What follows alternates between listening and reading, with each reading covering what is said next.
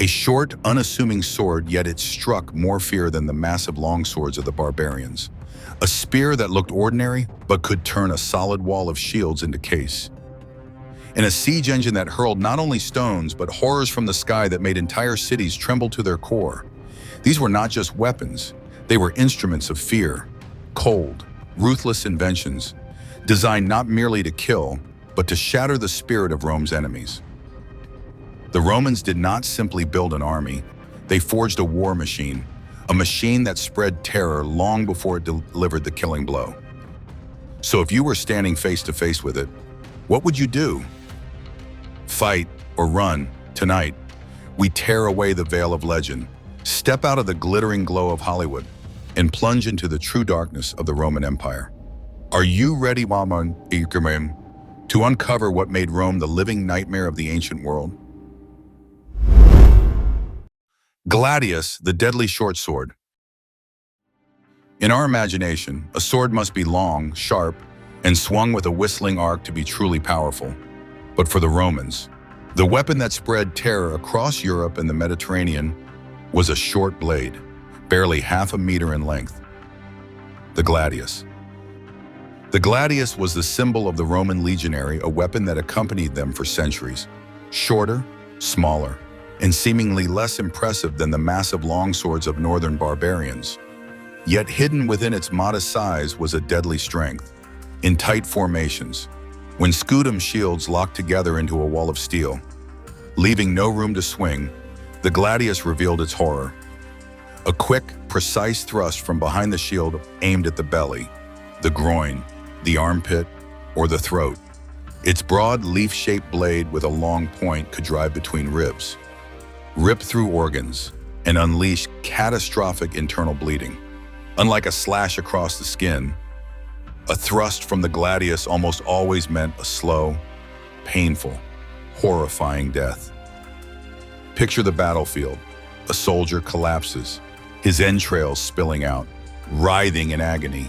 The sight does not just kill one man, it pierces the spirit of everyone standing beside him. Roman historians, including Livy, describe the terrifying wounds inflicted by the gladius shocking enemies, such as the Macedonians when they first faced this weapon. This was no longer combat, this was collective horror. And that was the secret of the gladius. It needed no grandeur, no cinematic flourishes of wide slashes. Efficient, precise, ruthless. That was all the Romans required. A clear lesson emerges. In war, efficiency is far more terrifying than appearance. But before the enemy even came within reach of this sword, Rome had another weapon, one even more terrifying, capable of shattering an entire battle line in an instant. Pilum, the spear that crippled armies. For the Roman gladius was ever drawn, Rome's enemies had to face another terror, the pilum, the legionary's signature throwing spear. At first glance, the pilum looked ordinary, just a spear nearly 2 meters long, but its deadly secret lay in a deceptively simple design, a hardened iron tip attached to a long, softer iron shank that bent under its own weight. Picture the battlefield as the clash begins. Ranks of Roman soldiers hurled their pila from just 20 meters away. The iron tips punch through enemy shields, while the soft shafts bend downward, making it nearly impossible to pull the spear free. The enemy now faces two nightmares: abandon the shield and stand exposed to the waiting gladius, or try to fight while dragging a heavy, useless spear lodged in their armament like a cursed anchor. Either choice ends in defeat. With a single volley of pila, a solid wall of shields collapses into chaos. A disciplined line dissolves before blades ever cross. And if the pilum didn't hit a shield but struck flesh, the long iron tip drove deep into the body, while the bent shaft made removal agonizing, tearing at the wound. The victim either died outright or was left writhing, out of the fight. Yet the true power of the pilum was not in iron or wood, but in psychology. Imagine being a barbarian soldier, watching your comrade pinned to a shield, or screaming on the ground with a spear buried in his gut. That terror spread faster than fire. The pilum delivered a bitter lesson to the ancient world. Victory does not begin with killing the enemy. It begins with breaking their will to fight. And if you lost your shield, what would you choose? To charge forward, naked to the blade, or to flee in disgrace? And once the enemy's wall of shields lay in ruins, Rome was far from finished. They would turn their own massive shields into a weapon of destruction. Scutum, the shield that became a weapon. At first glance, the scutum was nothing more than a massive rectangular shield. Its only purpose, it seemed, was to protect a soldier from arrows and sword blows. But in the hands of a Roman, the scutum was not just a shield, it was a weapon. The bottom edge of the scutum could smash into an enemy's legs, sending him sprawling or shattering his shin. The top edge could whip across a face, breaking a nose, cracking a jaw, and most terrifying of all was the umbo, the great metal boss at the shield's center. A direct thrust with the umbon could stun, break ribs, knock a man flat on his back, leaving him exposed for the killing thrust of the gladius. In Roman tactics, this became a ruthless but simple sequence. A shield bash, a strike with the umbon, a thrust with the sword. 3 moves, enough to crush an entire enemy line. Yet the scutum was more than a personal weapon. When hundreds of shields locked together, they became a living wall. In the legendary testudo formation, the tortoise, shields raised in front, to the sasoin, sisas, and even overhead. An iron fortress advanced step by step, shrugging off volleys of arrows and spears that rained down in vain. An impenetrable block of steel, creeping forward, planting despair into the hearts of those forced to face it. Beside this unstoppable wall, barbarian longswords swinging wildly in the chaos suddenly looked helpless. They fought with individual strength. The Romans fought with organization and discipline. And that is what turned the scutum, a mere slab of wood covered in leather, into one of the most devastating weapons of the empire. It reminds us that in war, and in all of human history, individual strength has never matched the power of a united force acting as one. But Rome did not always need giant shields or gleaming swords. Sometimes, even the smallest spikes were enough to spread terror.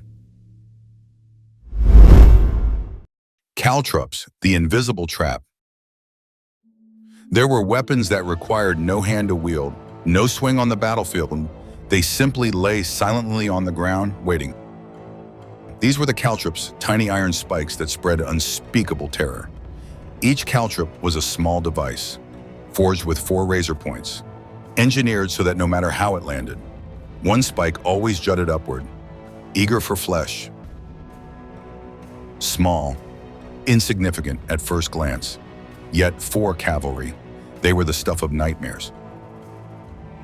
Picture it, a thunderous cavalry charge at full gallop, the earth shaking under hundreds of hooves. Suddenly, a sickening crack. One horse drives its hoof down onto a caltrop.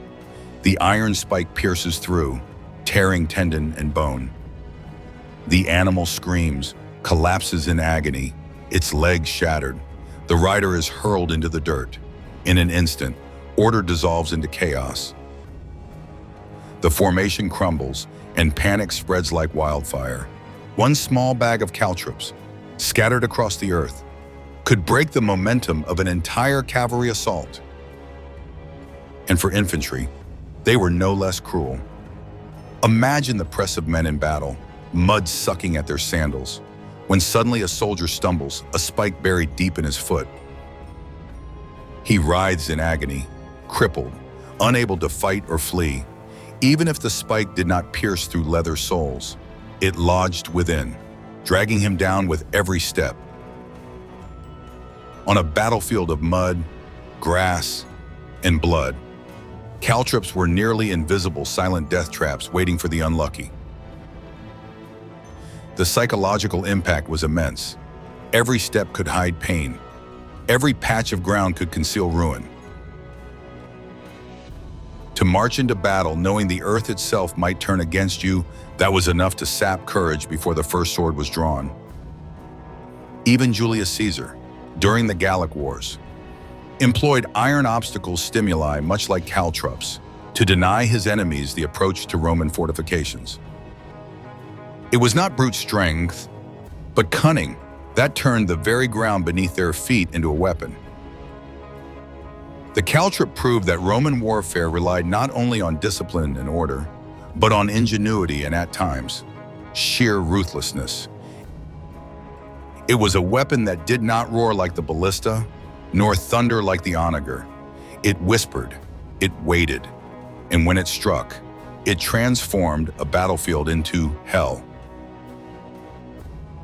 So the next time you picture mighty cavalry thundering across an open field, remember, all it took was a handful of iron spikes, silent and unseen, to bring the charge of heroes crashing down in blood and chaos. And if the enemy still pressed forward, thinking they had reached the Roman shield wall, they would be met with another deadly surprise, small, compact, but no less terrifying. Plumbata, the darts of Mars.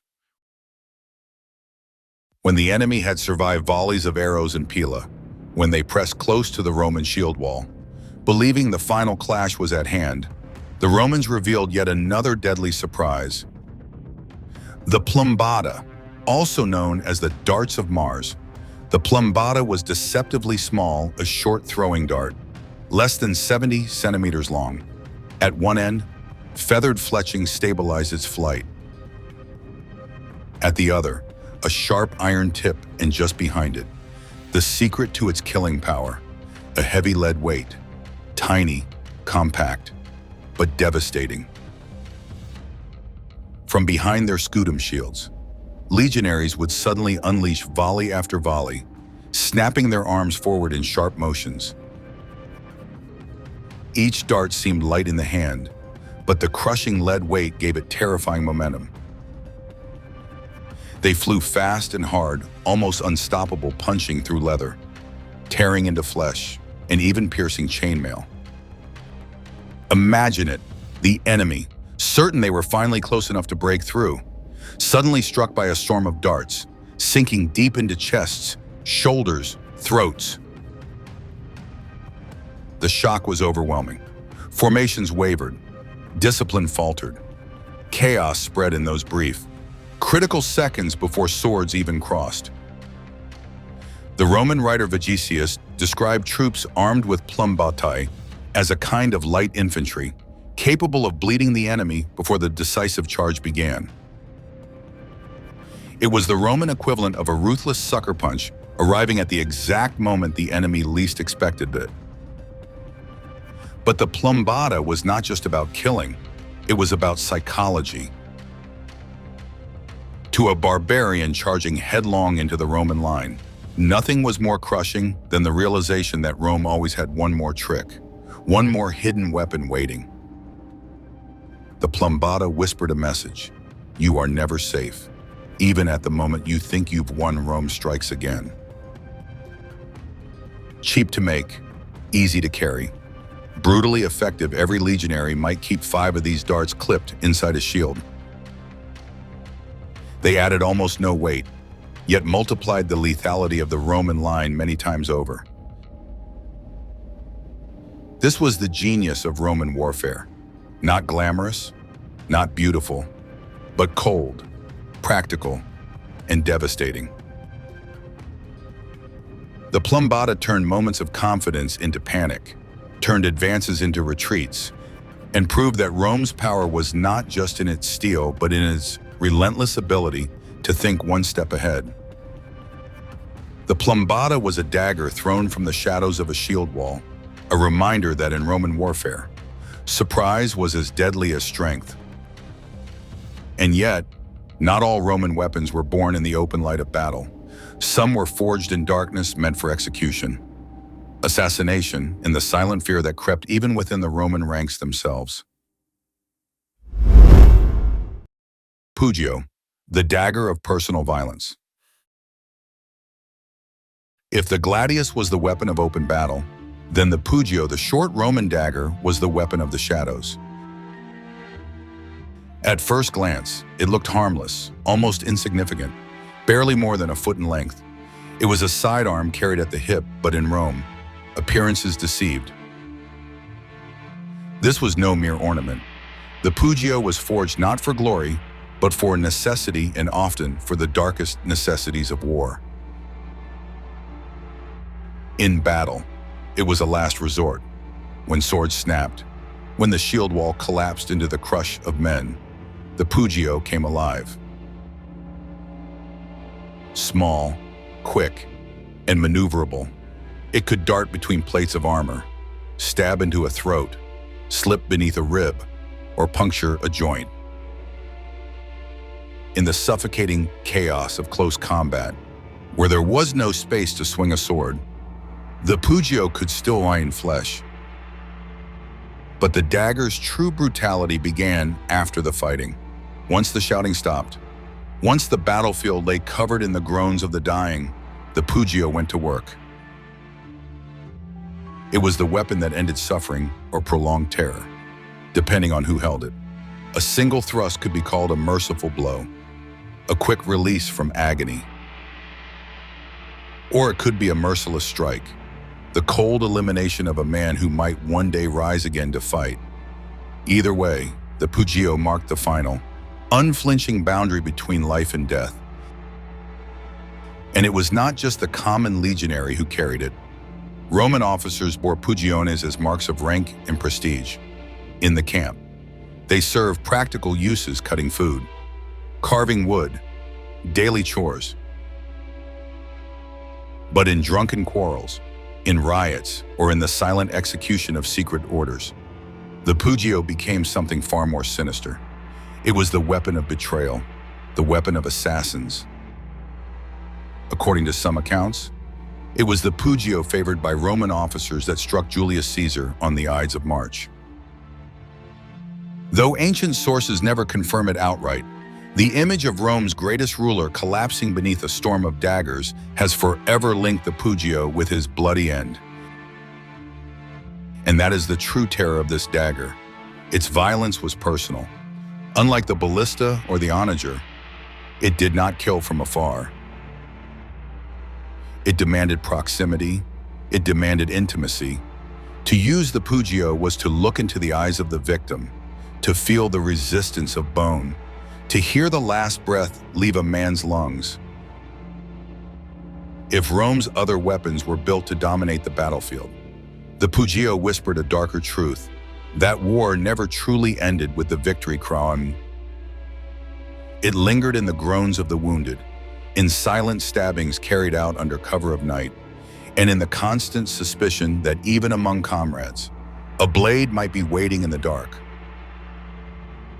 The Pugio, this small dagger, was the harsh reminder that in the Roman world, darkness always walked hand in hand with glory. And yet Rome's cruelty did not stop at close quarters.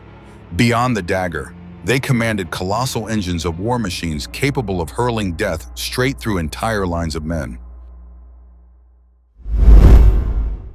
Ballista, the colossal crossbow. If the gladius was the weapon of close combat, then the ballista was the sniper rifle of the ancient world. Built like a gigantic crossbow, its power defied imagination.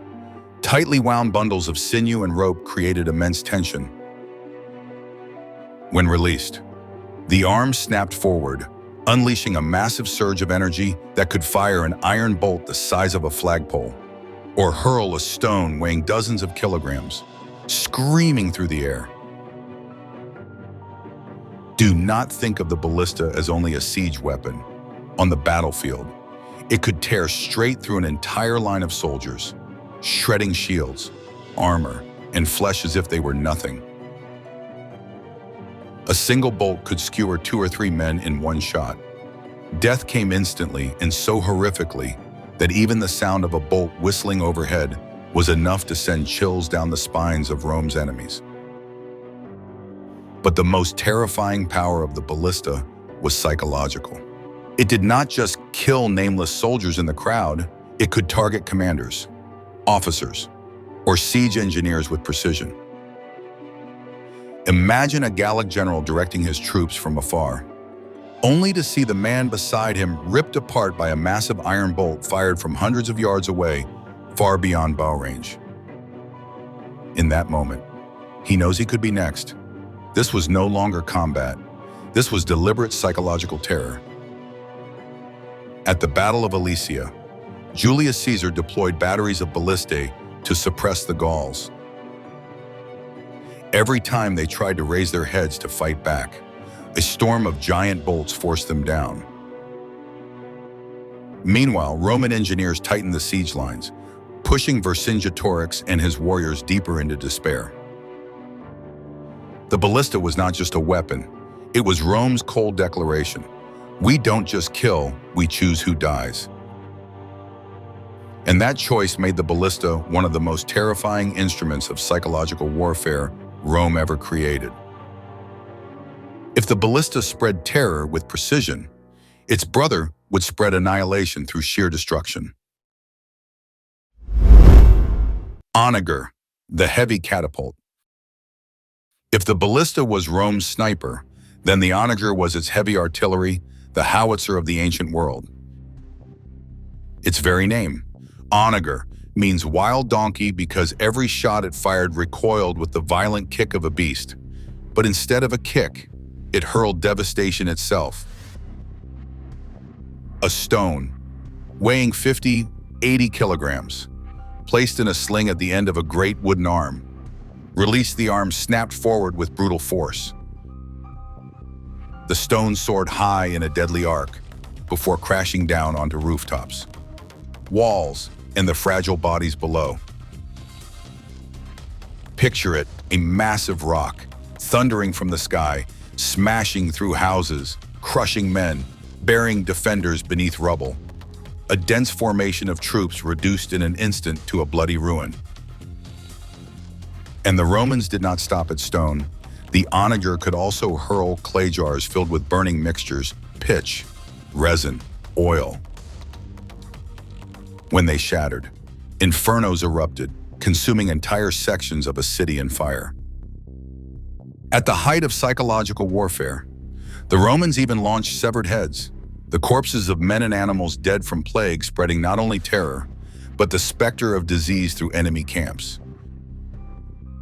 To be trapped under onager fire was to descend into hell, walls collapsing, homes ablaze, civilians and soldiers alike living under the nightmare of fire, plague, and death raining from the sky.